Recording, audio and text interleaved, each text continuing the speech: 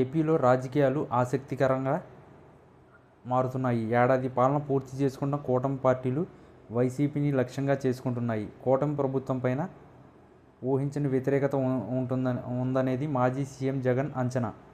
ప్రభుత్వం ఇచ్చిన హామీలు విస్మరించి రెడ్ బుక్ పాలనకే పరిమితం అయిందని జగన్ ప్రతి సందర్భంలో విమర్శిస్తున్నారు. ప్రభుత్వానికి వ్యతిరేకంగా నిరసన కార్యక్రమాలకు నిర్ణయిస్తున్నారు. జగన్ మాత్రం బయటకు రావడం లేదు. కొందరు సలహాలను జగన్ పాటిస్తున్నారనే చర్చ మొదలైంది. ఇంతకీ సలహాలు అసలు ఏం జరుగుతుంది? 2024 ఎన్నికల్లో పరాజయం తర్వాత జగన్లో మార్పు రావాలని పార్టీ నేతలు కోరుతున్నారు.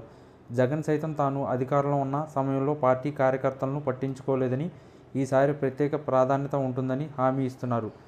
దాడులకు గురైన కార్యకర్తలను గతం కంటే భిన్నంగా పరామర్శిస్తున్నారు. ప్రభుత్వంపై గతంలోనూ జగన్ రైతులు, విద్యార్థులు సమస్యలపై పైన నిరసనలకు పిలుపులు ఇచ్చారు. ఇప్పుడు ప్రభుత్వం ఇచ్చిన హామీలను అమలు చేయని కారణంగా జూన్ 4న వెన్నుపోటు దినం పేరుతో రాష్ట్ర వ్యాప్తంగా నిరసనలు నిర్వహించాలని జగన్ పిలుపునిచ్చారు. ఈ మేరకు పార్టీ ముఖ్య నేతలు పోస్టర్లు విడుదల చేశారు. అన్ని మండల కేంద్రాల నుంచి జిల్లా స్థాయి వరకు నిరసనలు నిర్వహిస్తున్నామని ప్రకటించారు. అయితే కూటమి ప్రభుత్వం ఏర్పడి ఏడాది పూర్తయిన పరామర్శలకు మినహా ప్రజా సమస్యలపై జగన్ బయటకు రాలేదు. కేవలం ట్వీట్ల ద్వారా తన అభిప్రాయాలను వెల్లడిస్తున్నారు. పార్టీ నేతల సమావేశాల్లో ప్రభుత్వానికి వార్నింగ్లు ఇస్తున్నారు.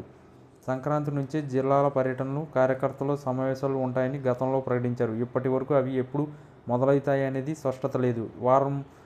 వారంలో 3 రోజులు మాత్రమే తాడేపల్లిలో అందుబాటులో ఉంటున్నారు. ఇక ఏడాది పూర్తయిన వేళ నిర్వహిస్తున్న వెన్నుపోటు దిన నిరసనలోనూ జగన్ పాల్గొనే అవకాశం కనిపించడం లేదు.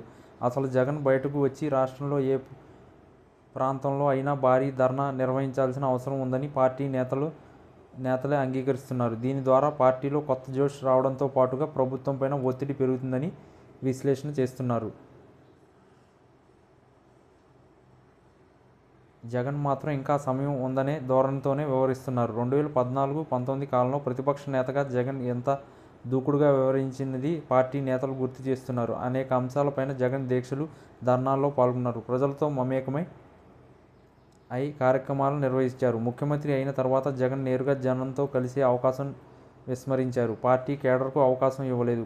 ఇప్పుడు అధికారం కోల్పోయి ఏడాది పూర్తయింది. ఇంకా జగన్ తాడేపల్లి, బెంగళూరుకే పరిమితం కావడంపైన పార్టీలో చర్చ జరుగుతుంది. జగన్లో వచ్చిన మార్పు కేవలం ప్రకటనకే పరిమితం కావడమా అనే డౌట్ మొదలైంది. జగన్ నమ్మిన నేతలే జగన్కు ఇప్పుడే ప్రజల్లోకి వద్దని సలహాలు ఇచ్చి ఆపుతున్నారనే చర్చ వినిపిస్తుంది. మరి జగన్ ఎట్లాంటి నిర్ణయాలు తీసుకుంటున్నారనేది ఆసక్తికరంగా మారుతుంది.